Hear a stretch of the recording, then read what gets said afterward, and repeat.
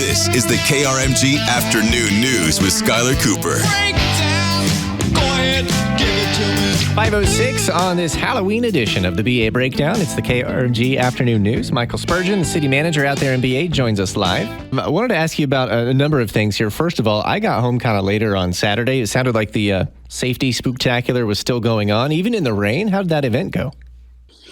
Oh, it was absolutely amazing. We were very fortunate that the rain held off for most of it. But once again, we had, I would say there were thousands of kids and their parents that were down in our award-winning Rose District getting candy and other goodies. Plus, we had some great entertainment. It was just a great way for the kids to safely be able to get out and celebrate Halloween. Some great costumes as well. I would imagine so. We've been having some fun talking about costumes and Halloween candy on the show this afternoon. Some of the other things I wanted to talk to you about, I've seen that Tulsa city leaders have done this a few times. It's cool to see that it looks like perhaps yourself and some other city leaders and businesses in BA are doing something similar, which is looking around the country at a city that does something pretty well, and you want to go take a look at it firsthand. And you and I have talked here about the project to come on the south side of BA that you're calling the Innovation District, which I think looks really cool on the drawings we've seen. But you're headed out to, where is it, Chattanooga, to get a look at theirs? Yes, actually, we're leaving tomorrow morning. There's a number of city officials, along with members of our chamber and our Economic Development Corporation and the chamber staff are going to Chattanooga, Tennessee for Wednesday through Friday morning. And you're exactly right. There are some communities around the country that have done projects very similar to what we're considering here in Broken Arrow, I should say. And there's nothing better than to actually go look at those communities where they've done something similar to what we're trying to do, which really, to keep it real simple, is trying to create higher paying jobs. Secondly, is to look at something unique, and as well as and try to have some educational partners. And so we've got those opportunities here in Broken Arrow. It's just looking at other communities that have done it. So we'll be gone for a couple of days, and we'll bring back those takeaways, and we'll just continue our planning process. And for a refresher, for those who may not remember, the Innovation District, it's, as I would describe it, sort of like an all-in-one community. There's restaurants there, there's living spaces there, there's entertainment there. Is that kind of the gist?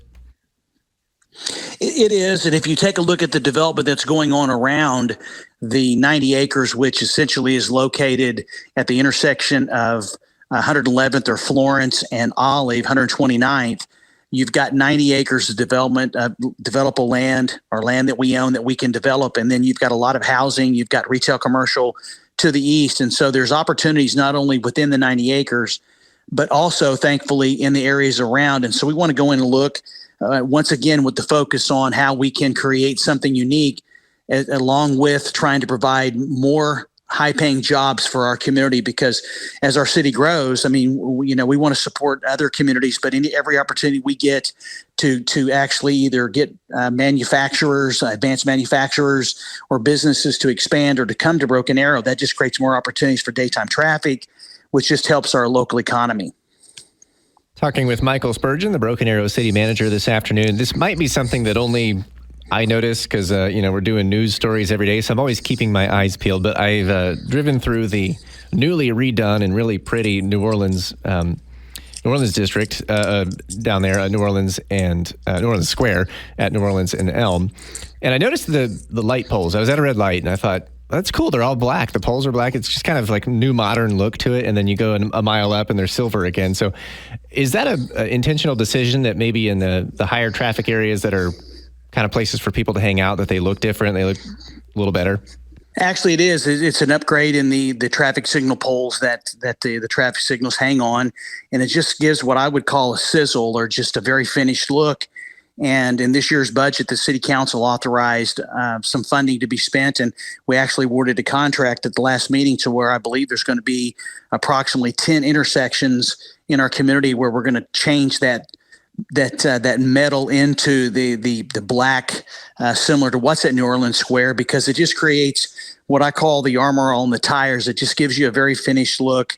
It just really gives the entire intersection an upgrade, and we'd like to do that here in Broken Arrow. And the prices came in so well that we may look at a second contract and do some additional work in other intersections throughout the community. Just to anticipate the question we may get about that, are you replacing them or painting them? We're just painting them. Actually, there will be some inconvenience in the traffic because obviously safety first of the workers, but the poles will stay in place. And so we'll be putting out a schedule very soon about which ones after the contractor mobilizes and how we're going to go about this. But there will be a little bit of inconvenience as they paint those poles. But once it's done, I think it's going to look amazing and just continue to match what we have in New Orleans Square as well as in parts of our Rose District. Last thing I wanted to ask you about this afternoon here during the BA breakdown, I heard that you are getting close to your annual State of the City address, where you address folks from BA and dignitaries, leaders, that sort of thing. Now, I don't want to spoil it or anything. I know you're probably still working on it, but do you have a little sneak peek maybe of what you may be talking about? Well, the first thing is I want to invite you. It's December 13th. It's always at the Chamber of Commerce. It's the last luncheon of the year, and I'd love for you to come if you're available, obviously, because you are an important partner with the city. But yes, it will be in my 9th State of the City. And once again, I'm very pleased to go before the Chamber and let the membership know. And then we actually put the same information out to the community, exactly how we're doing. I mean, where we've had successes, what we've completed, which we said we were going to do.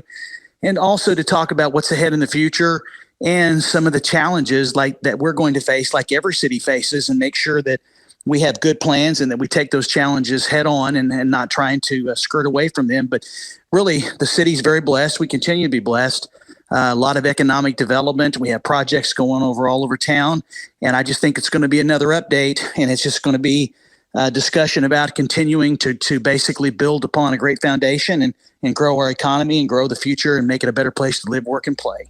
Well, thank you. I'd be honored to attend. We'll look at that as we get a little bit closer. I have one last thing for you, just kind of an announcement for the folks in Broken Arrow, but I have a follow-up on it. I saw that there is no Rose District Farmers Market this evening. There's normally a Tuesday afternoon one. Is that because of Halloween?